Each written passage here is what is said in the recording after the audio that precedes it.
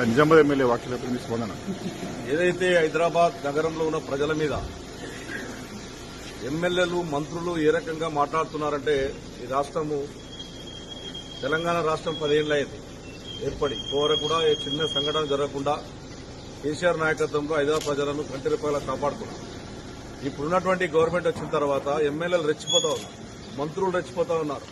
ఓ చిన్న సంఘటన ఆంధ్రలో వెళ్ళిపోండి అనే విధంగా భయంకరంగా ఒక ఎమ్మెల్యేలు మాట్లాడారు. మన శిక్షణ తరగతులు పెట్టిరిల్లు, మరి స్పీకర్ ఆధ్వర్యంలో శిక్షణ తరగతులు పెట్టినప్పుడు ఇటువంటి భాష మాట్లాడొద్దు అన్నటువంటి ఆలోచన కూడా చెప్పాల్సిన అవసరం ఉంది. బీజేపీ కాంగ్రెస్ ఒకటై ఆ రోజున ఆ రకమైనటువంటి శిక్షణ తరగతి పెట్టి సాగరిస్తా ఉన్నారు. ఇవాళ ఆందోళన తెలిపండి ఇది ఉండొద్దు అని ఒక లాయరు, ఒక అతను, అదేవిధంగా ఒక ఎమ్మెల్యే, అదే ఒక మంత్రి నువ్వు ఏం కంట్రిబ్యూషన్ ఉన్నది సినిమా వాళ్ళది అన్నటువంటి మాటలు మాట్లాడడం నేను ఒకటే కోరుతా ఉన్నాను. ఇక్కడ హైదరాబాద్ నగరానికి సినిమా ఫీల్డ్ తెచ్చిందే చెన్నారెడ్డి గారు ముఖ్యమంత్రి 1989లో. చాలా మంది తెలియదు. ఆయన అందరినీ రిక్వెస్ట్ చేసి హైదరాబాద్ నగరం రండి, తమిళనాడు నుంచి రండి అని చెప్పి హైదరాబాద్ నగరం సినిమా ఫీల్డ్ తేవడం వల్ల కొన్ని లక్షల మంది ఇలా సినిమా హీరోల కన్నా సినిమా కింద పనిచేసేటటువంటి యంత్రాంగం ఏందో కొన్ని లక్షల మంది హైదరాబాద్ నగరంలో జీవిస్తా ఉన్నారు. అసలు వాళ్ళం పొమ్మనే అధికారం నువ్వు ఎవడరాను అని అడుగుతా ఉన్నాను.